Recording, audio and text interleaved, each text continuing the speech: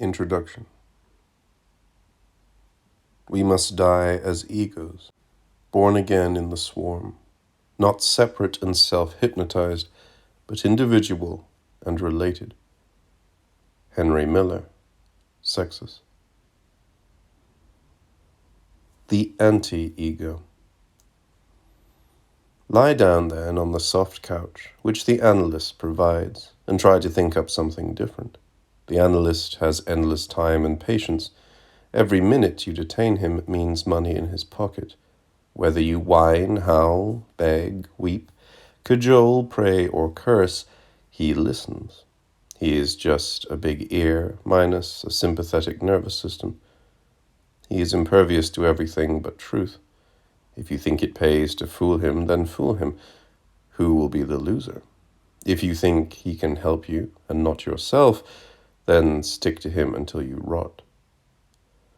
So concludes Henry Miller in Sexus, and Gilles Deleuze and Félix Guattari are quick to agree in their attack on psychoanalysis's own Oedipus complex, the Holy Family, Daddy, Mummy, Me, an attack that is at times brutal and without pity, at other times sympathetic and full of a profound love of life, and often enormously amusing, an attack on the ego, on what is all too human in mankind, on Oedipalized and Oedipalizing analyses, and neurotic modes of living. In confronting and finally overturning the Oedipal rock on which man has chosen to take his stand, Anti-Oedipus comes as a kind of sequel to another similar venture, the attack on Christ, Christianity, and the herd, in Nietzsche's The Antichrist.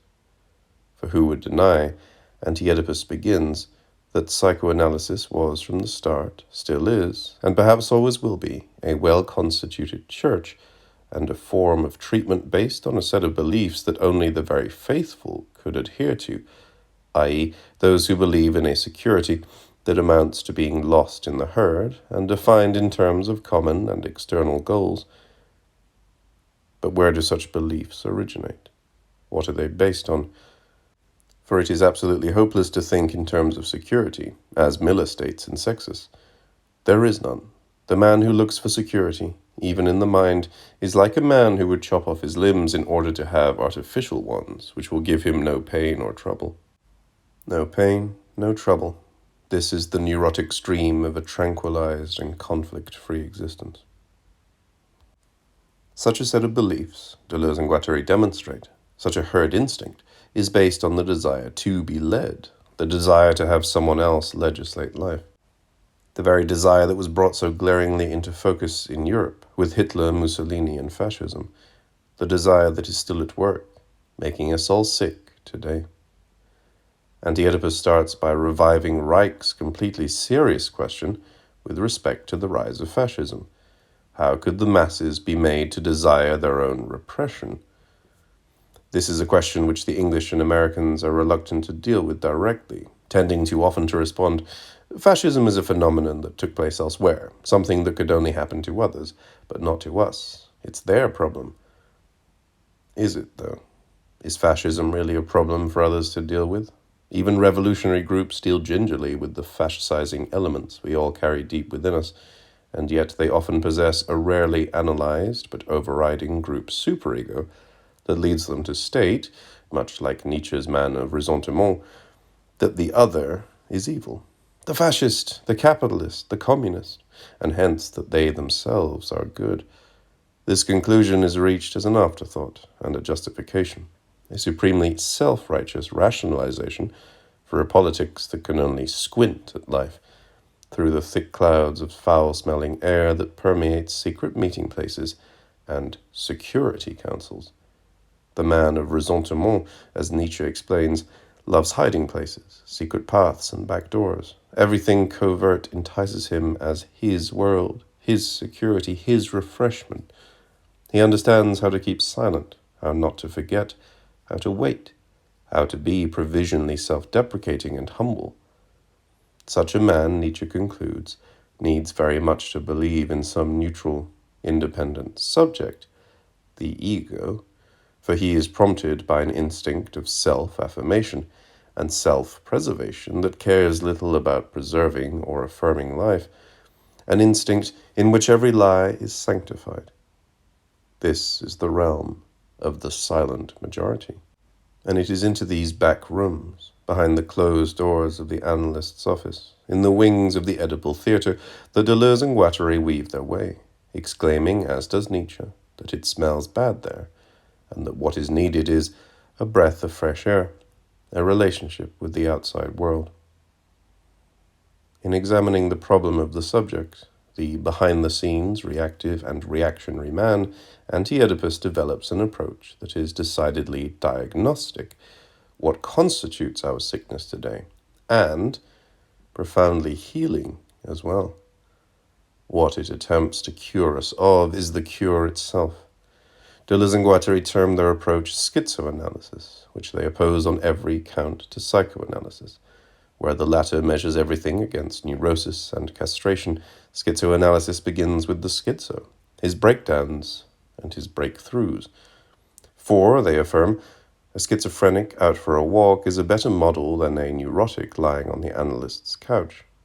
Against the Oedipal and Oedipalized territorialities, family, church, school, nation, party, and especially the territoriality of the individual, Anti-Oedipus seeks to discover the deterritorialized flows of desire, the flows that have not been reduced to the Oedipal codes and the neuroticized territorialities, the desiring machines that escape such codes as lines of escape leading elsewhere.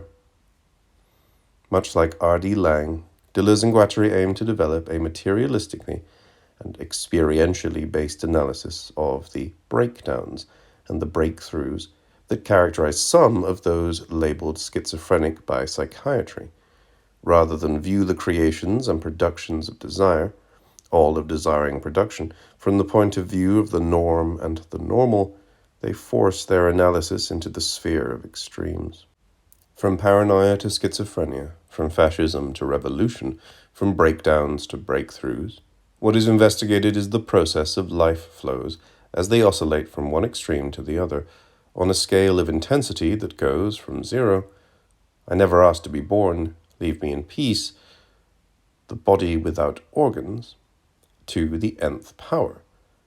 I am all that exists, all the names in history, the schizophrenic process of desire. The experience of delirium. In order to carry out this ambitious undertaking, Anti-Oedipus makes joyously unorthodox use of many writers and thinkers whose concepts flow together with all the other elements in the book in what might well be described as a carefully constructed and executed experiment in delirium.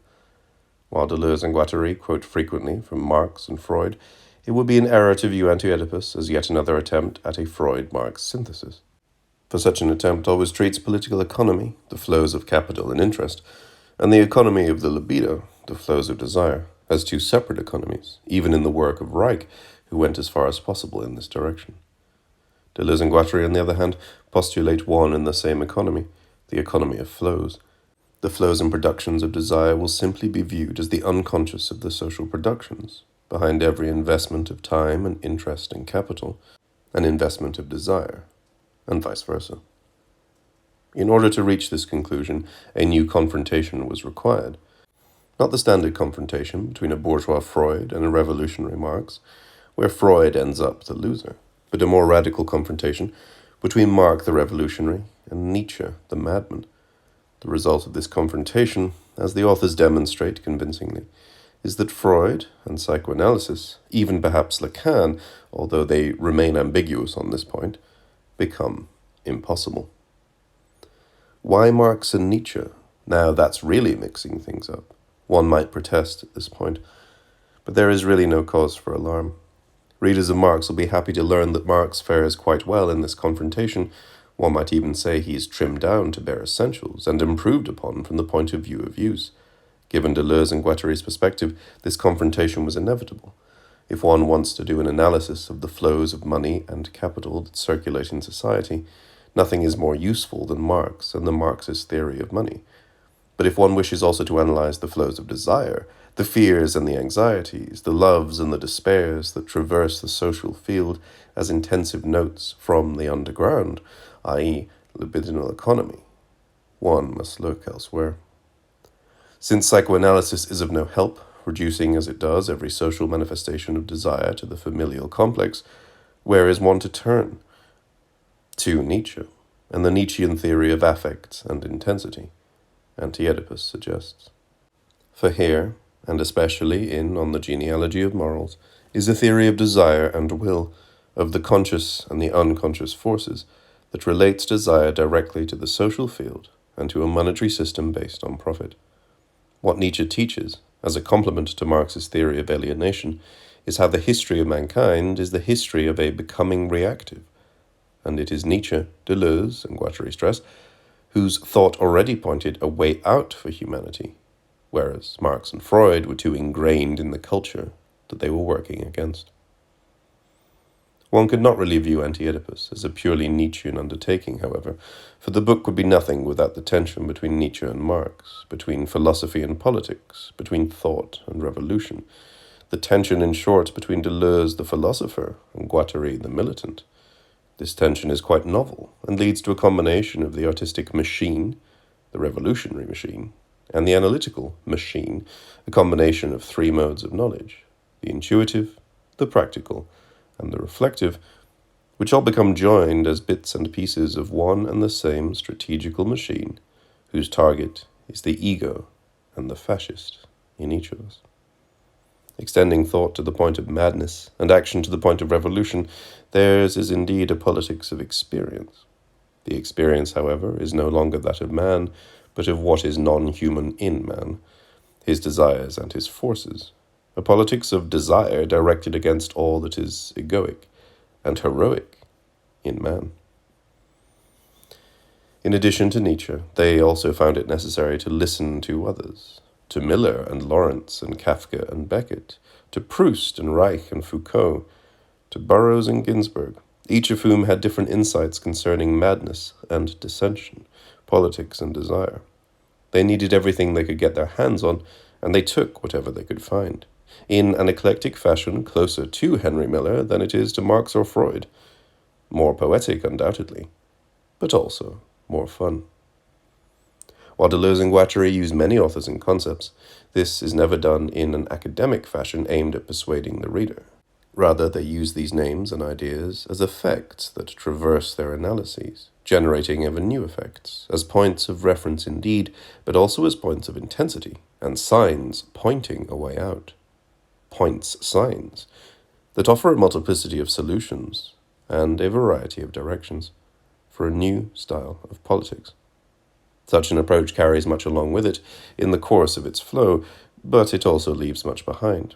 Chunks of Marx and Freud that cannot keep up with the fast current will be left behind, buried or forgotten, while everything in Marx and Freud that has to do with how things and people and desires actually flow will be kept and added to the infernal machine evoked above.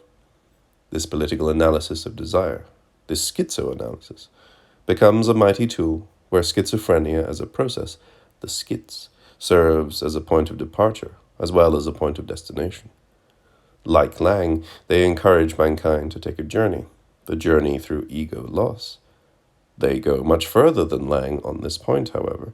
They urge mankind to strip itself of all anthropomorphic and anthropological armoring, all myth and tragedy, and all existentialism, in order to perceive what is non-human in man, his will and his forces, his transformations and mutations. The human and social sciences have accustomed us to see the figure of man behind every social event, just as Christianity taught us to see the eye of the Lord looking down upon us. Such forms of knowledge project an image of reality at the expense of reality itself. They talk figures and icons and signs, but fail to perceive forces and flows. They blind us to other realities, and especially the reality of power, as it subjugates us. Their function is to tame, and the result is the fabrication of docile and obedient subjects. Schizoanalysis and collectivity. To be anti-Oedipal is to be anti-ego, as well as anti-homo, willfully attacking all reductive psychoanalytic and political analyses that remain caught within the sphere of totality and unity, in order to free the multiplicity of desire from the deadly neurotic and Oedipal yoke. For Oedipus is not a mere psychoanalytic construct, Deleuze and Guattari explain.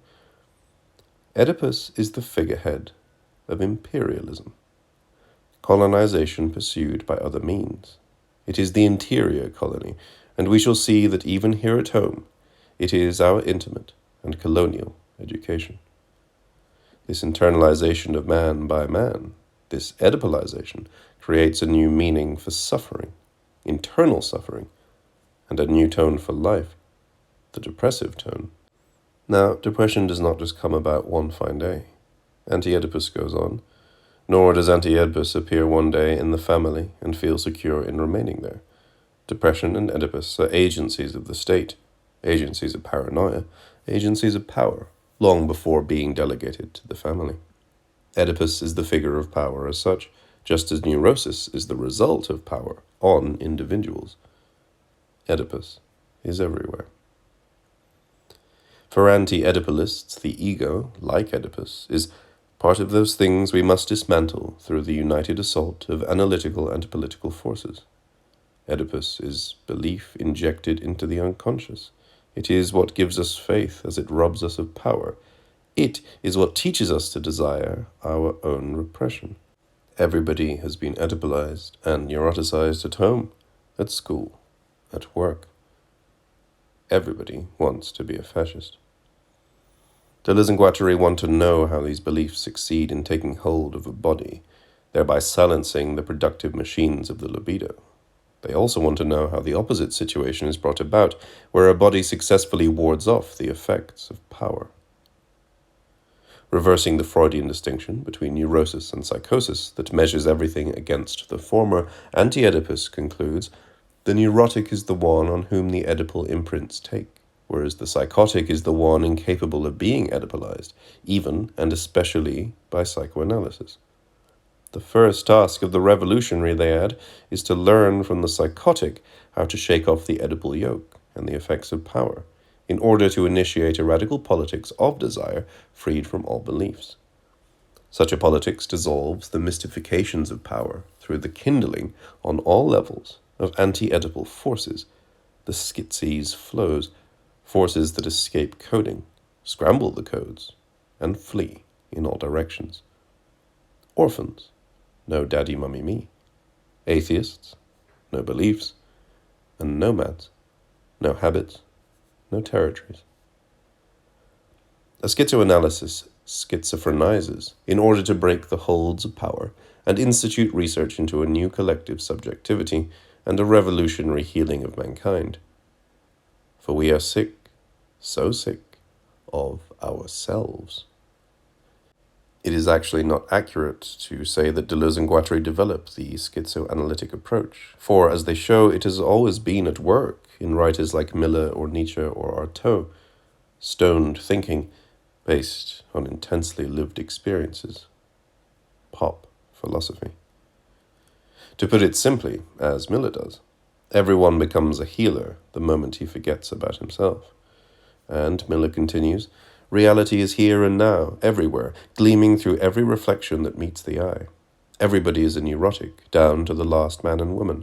The healer, or the analyst, if you like, is only a superneurotic. To be cured, we must rise from our graves and throw off the cerements of the dead. Nobody can do it for another.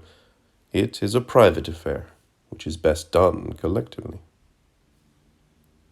Once we forget about our egos, a non-neurotic form of politics becomes possible, where singularity and collectivity are no longer at odds with each other, and where collective expressions of desire are possible. Such a politics does not seek to regiment individuals according to a totalitarian system of norms, but to denormalize and de-individualize through a multiplicity of new collective arrangements against power. Its goal is the transformation of human relationships in a struggle against power, and it urges militant groups, as well as lone individuals, to analyze and fight against the effects of power that subjugate them.